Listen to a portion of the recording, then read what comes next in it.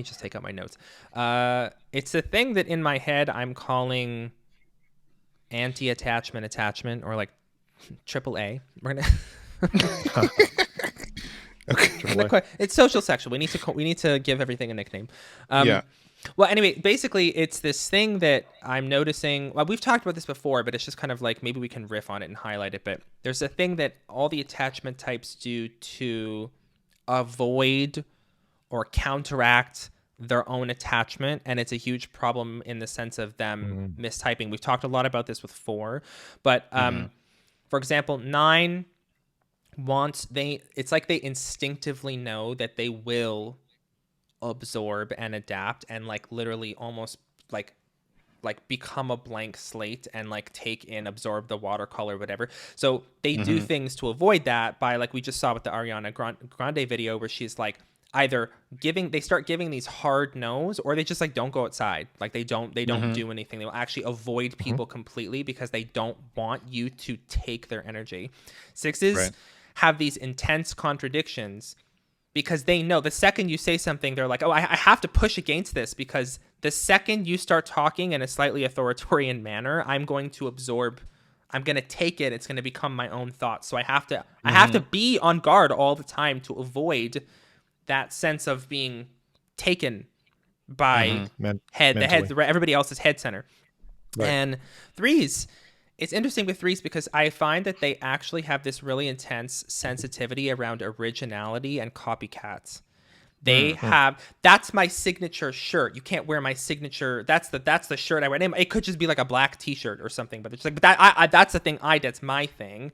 And people, I have this really particular career path, or this scent, or this particular whatever it is that I'm doing, and that person's imitating me, and this is mine. It's my image, my picture. You know what I mean? Yeah. Whereas, just again to contrast with 4, for example, like 4s aren't really out in the world being like, "Hey guys, this is my thing. It's my you take you know what I mean." It's just kind of like, I don't give a shit. Like I'm not even. You're already coming from a place of being separate, so you're doing things to enforce that separateness, but it's not the same as like people are copying me. Like no one can copy me.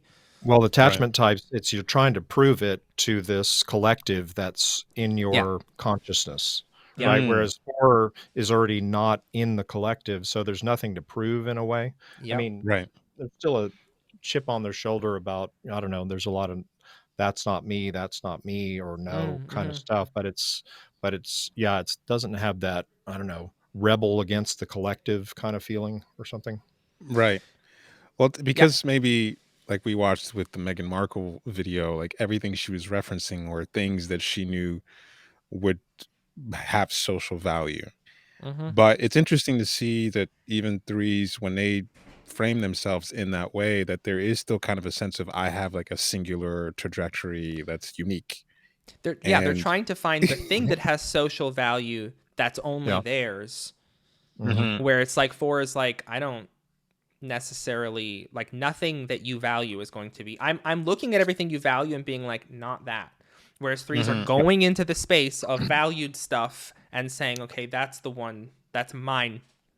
You can't take, but everybody, it's like this thing where it's like, you're copying me, but it's like, yeah, but you're all in this same space looking at the same stuff. Inevitably, somebody's going to take the same book off the same shelf, you know? Yeah. Right.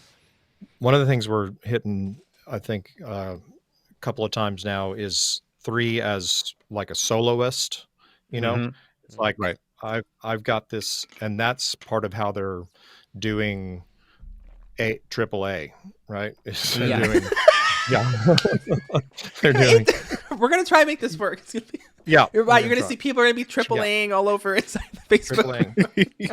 But the next time a 6 starts arguing and like puffs out of the group, it's gonna be AAA. All the comments. You know, like another way this might show up is, you know, like this. Another example of AAA is that people might be saying that they're doing their own thing, but they are reacting like just to be contrary to, for example, the stuff that we do. It's like they're obsessed about everything we're doing, and they're saying that they're doing their own thing, but it's just a reaction to something that we're doing. So it's like we type somebody this way or a celebrity this way, let's type them differently than the EU guys did, but it's still attached because Yeah. it's still in reaction to, or you're still tracking too much what we're up to.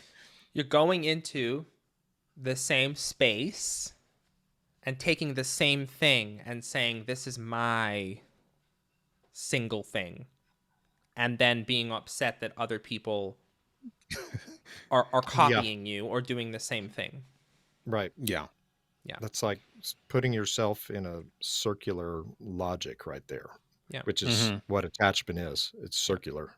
Yeah. It's you know, it's I guess similar to the idea of attachment to disconnect, but just this, I think it just hits on the thing that attachment types do that makes it difficult for them to see attachment, is that this whole structure is in some way, attachment is unconscious.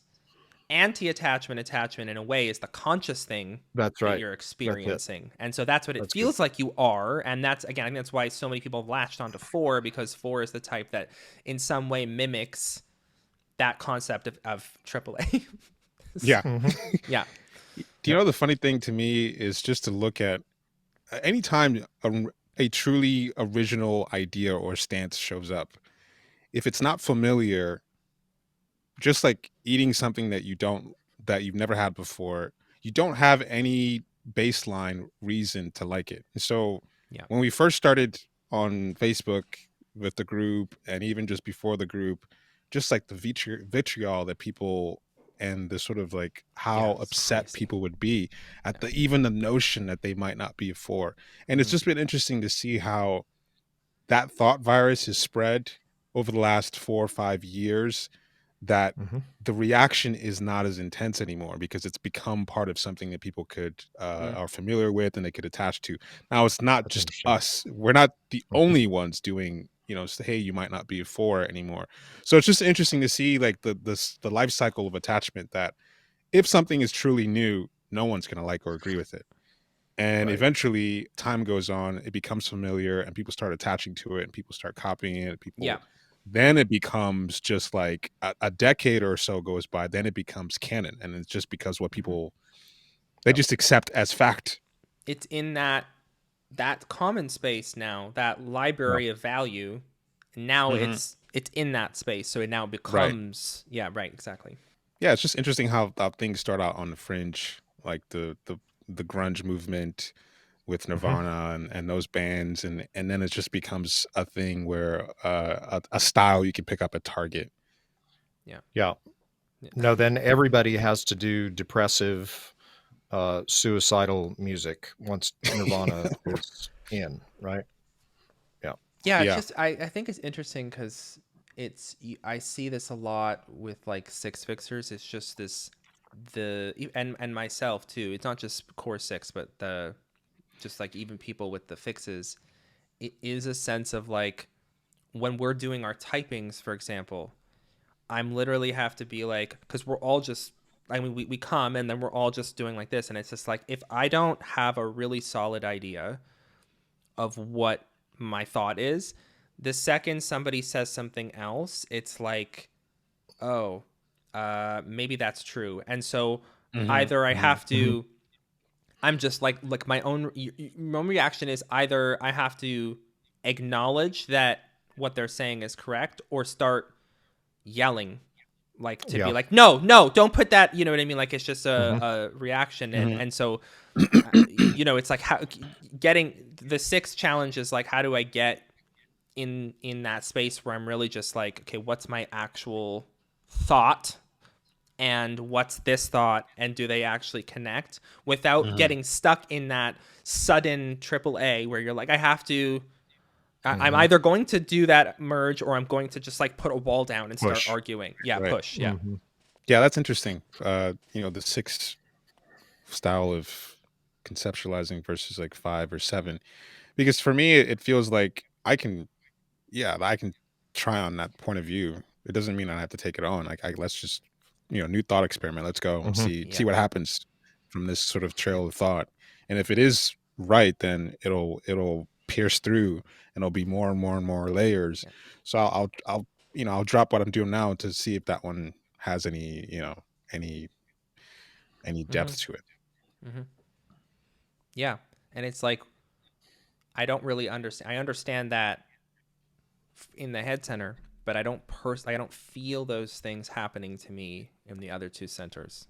I don't understand what it's like to have my sense of beingness taken from me or something. Like, I don't know what that, I've seen it, but I don't understand. That just doesn't happen.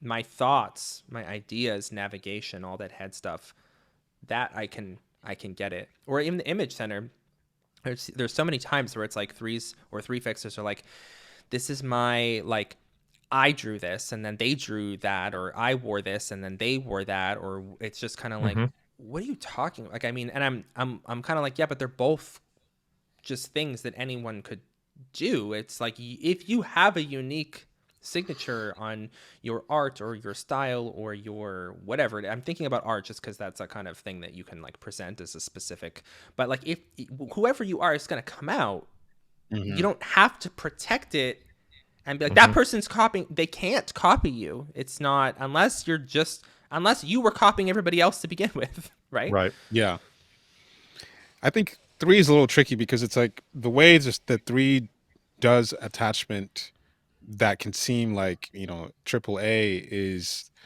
sort of like selling themselves or selling other people on stuff that they themselves don't believe.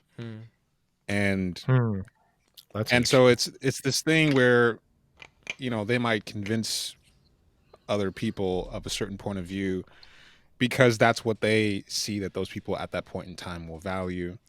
But they themselves don't believe it, or they like it completely flip on what they're selling you, or their actions and what they're selling you don't line up.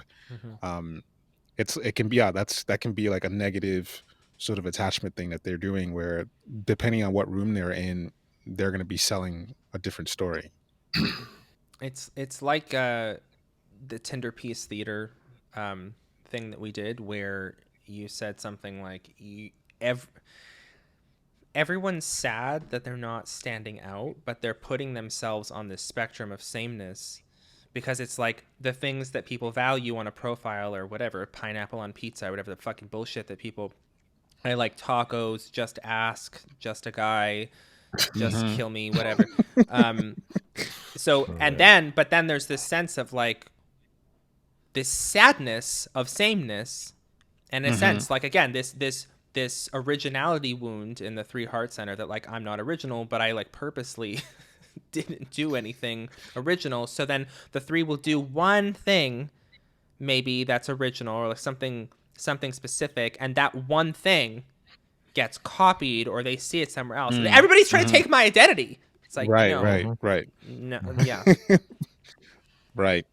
Because I guess if you go too far on your original thing, then you're just not relatable.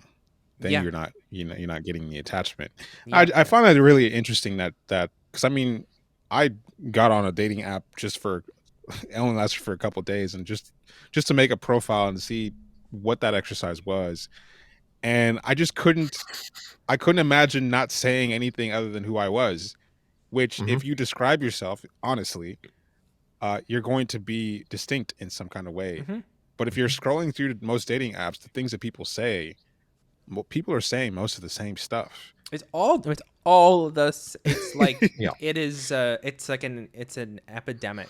Like, it's just you don't learn a single thing about a person because they are only putting, even just the pictures, what they're putting up, they're only putting things that are in that value space.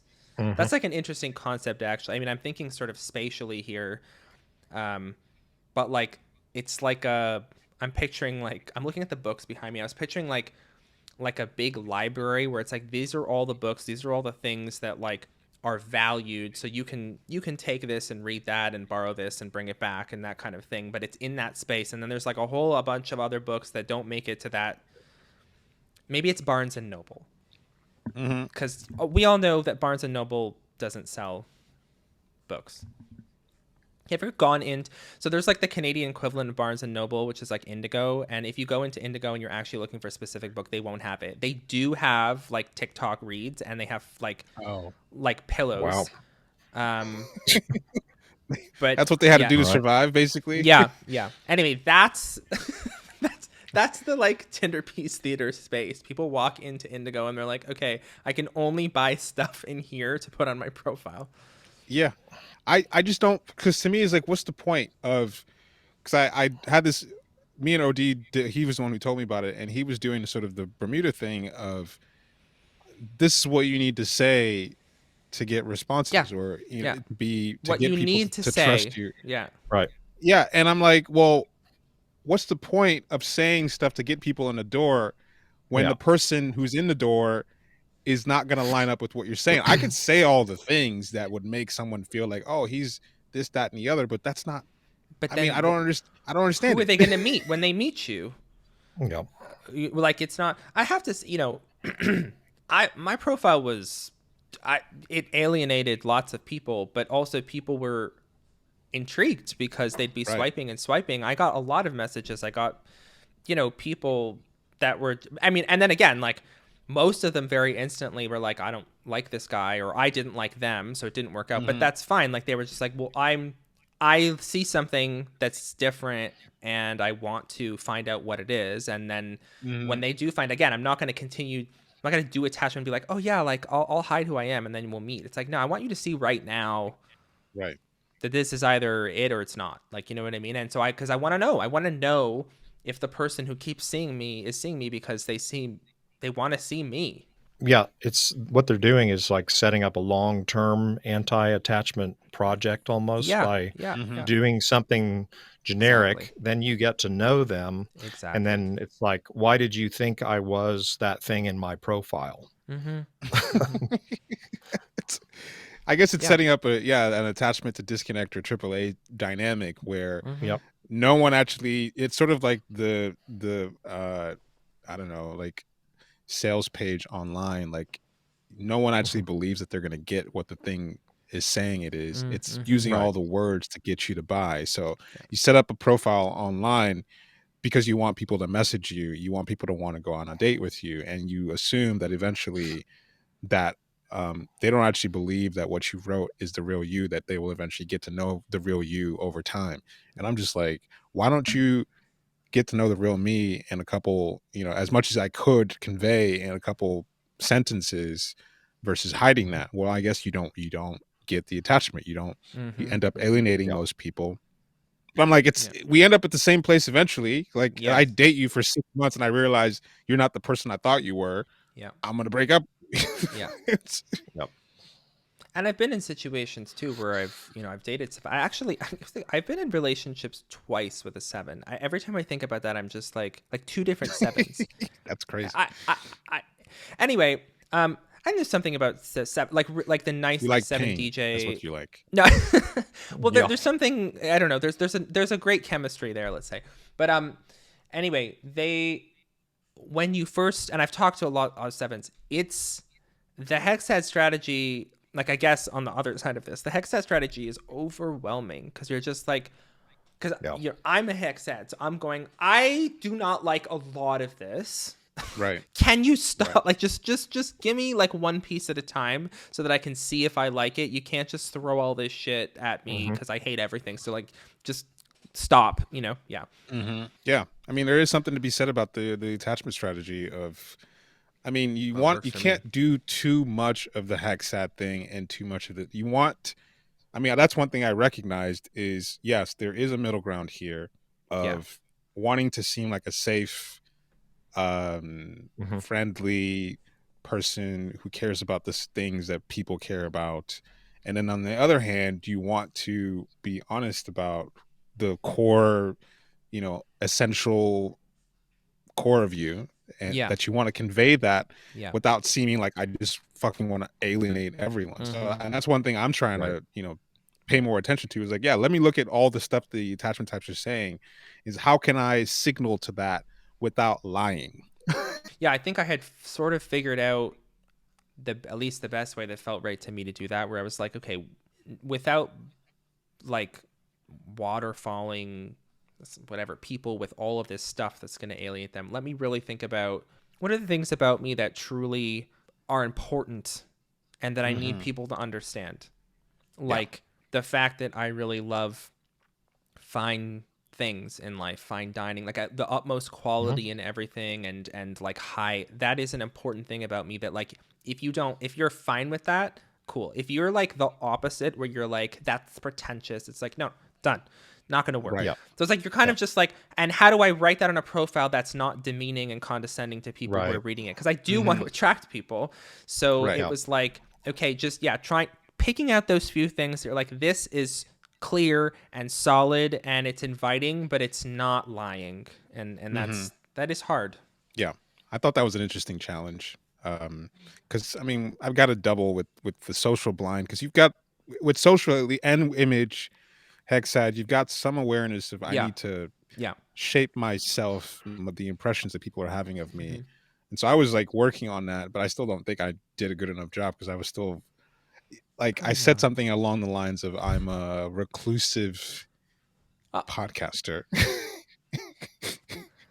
into mystical shit, and I was like, that's probably too weird. It's honest, but it's still too weird. Well, it pairs things down into people that are, a certain select, I don't know, crowd. Well, because I thought it was important that if you're going to think that this is weird, that this is what I do primarily with my time, then it's obviously not going to work. Bad. And even just to say reclusive, like it sounds bad, but it's maybe you could choose a word that's less scary, because you could be saying I'm an incel or something. But but it's true. You don't want to fucking go out. You don't. You're not. It's not going to happen. Like it's just I thought it was the most honest. Like I'm not a party animal. I don't go out very much. And I podcast about weird mystical shit. That's what I spend. Stop this because I don't want to edit all of this.